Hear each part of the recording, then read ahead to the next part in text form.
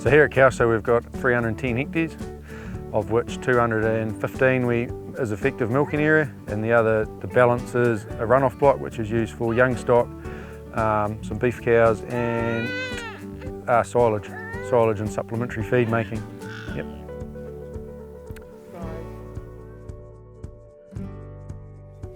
We actually did up a bit of a blurb of why we went once a day, what the reasons were for, and our mission statement, which was to build a resilient business that's profitable at all payouts, and that means profitable payouts of 390, which it wasn't because we're still building it, but profitable at 390 and profitable at 890. So it's not about trying to follow the payout in terms of feed inputs or cow numbers. It's about trying to make an average business with the cost of production of, I don't know what it might be, $2.80 or something like that, and just bank the good years and ride out the lower years. It was a matter of just trying to fit the jigsaw pieces together and see how it would impact our total farm system. In terms of trying to get information, we tried DairyNZ, and we got a lot of stuff from Dawn Daly, who had done some scientific research into it 4 or 5 years previous. So we had a good talk to Dawn and she sent us some stuff.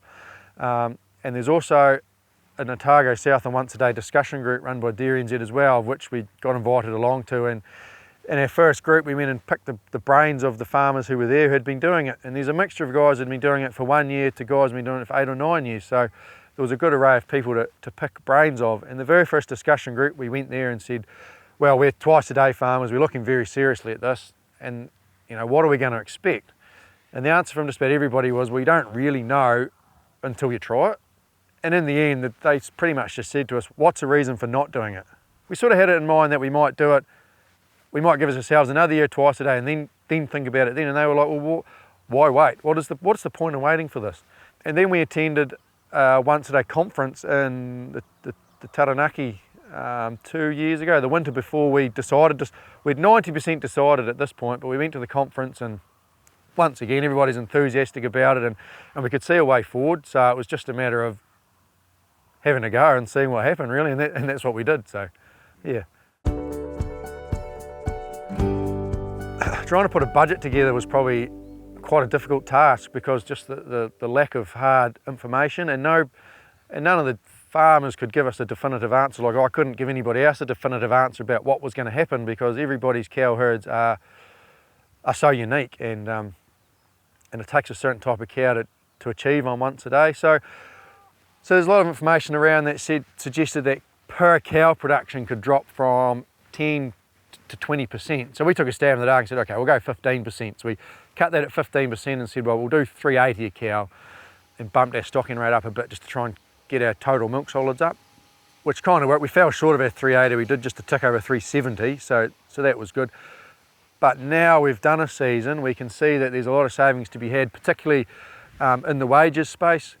So when we were twice a day, because the farm's so long, in the afternoons we basically paid somebody to sit behind cows for in the heat of summer, 2.5 hours just to bring cows in, which A, nobody enjoys doing, but B, it's sort of not very efficient. So we could actually lose that labour unit. So our animal health costs came down quite a bit.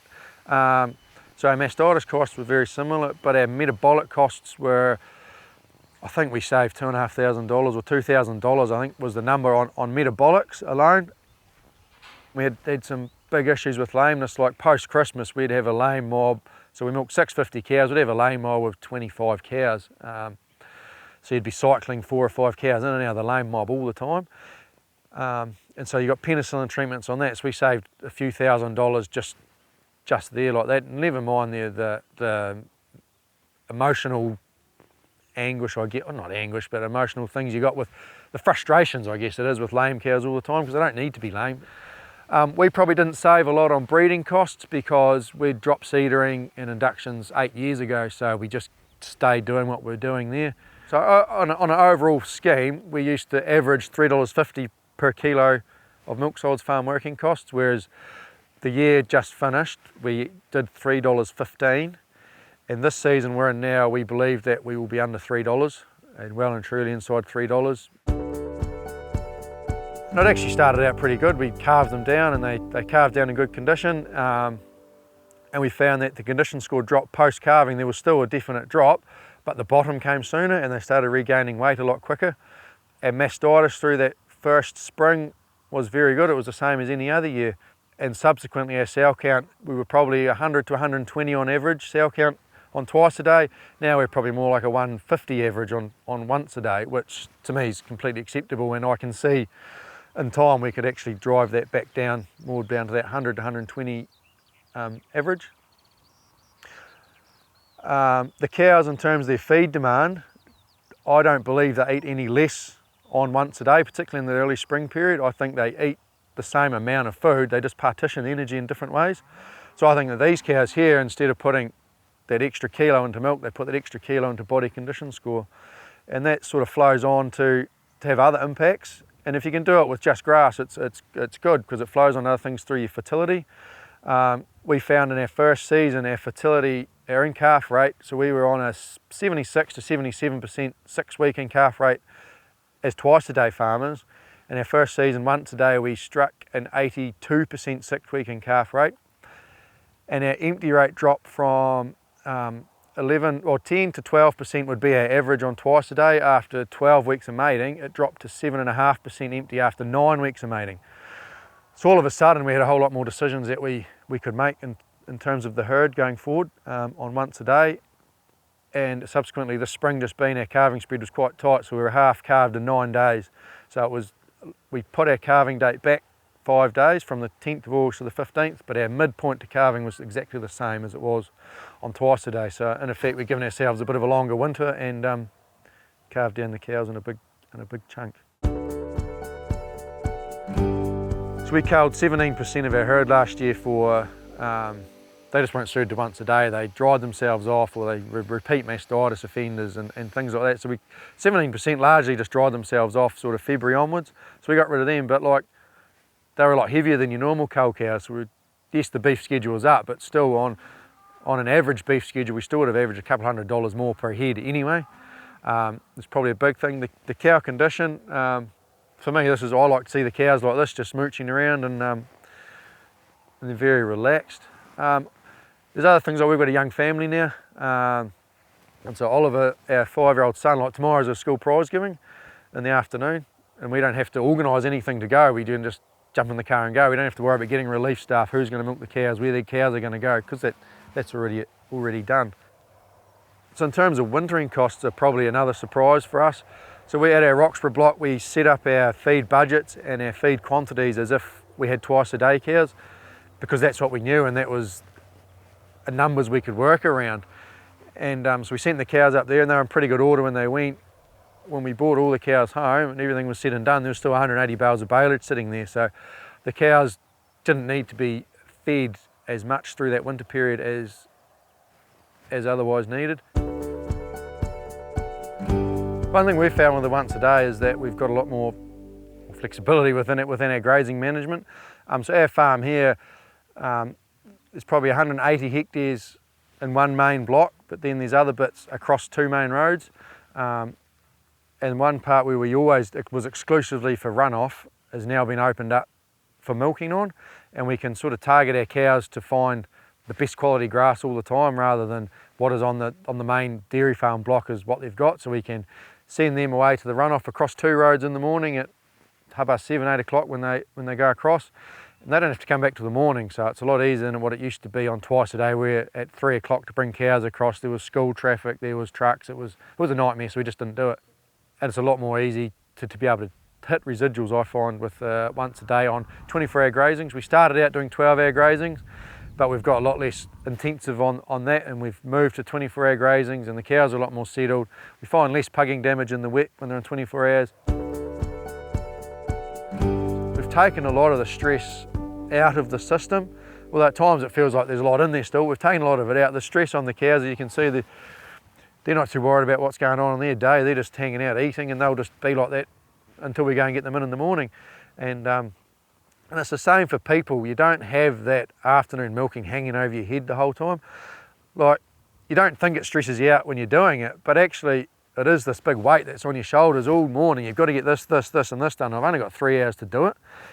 But with the once a day, we get them milked and we're out of the shed by 10, so we have an hour for breakfast at 11, and then we've got the rest of the day to get the jobs done, get the heifers drenched, do the beef cows, make sure the bulls on the bull block are getting fed, make sure the crops are growing at Roxburgh properly, make sure the crops here are growing properly. And yes, we've dropped the labour unit out of the whole system, but we're just as busy as we've ever been because we're using our time in other ways which isn't tied to the cow shed.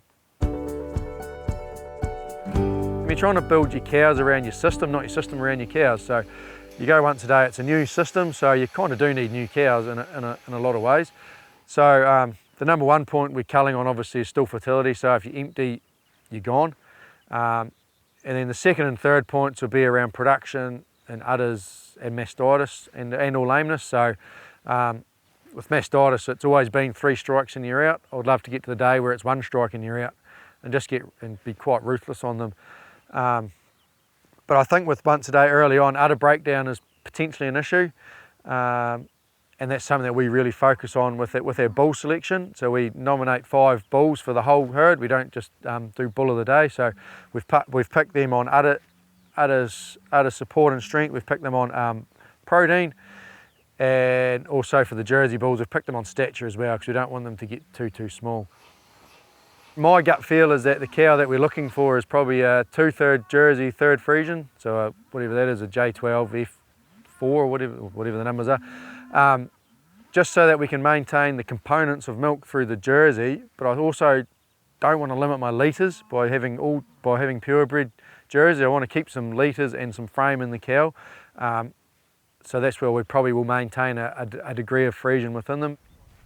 This year we are herd testing, and it is quite interesting. There are cows in our herd that are doing 2.5 to 3 kilos per day on once a day. Now that's the elite cows obviously, but if we can get at this time of year the bulk of the cows to be still doing 1.8 now, well, when we're home it's going to be good.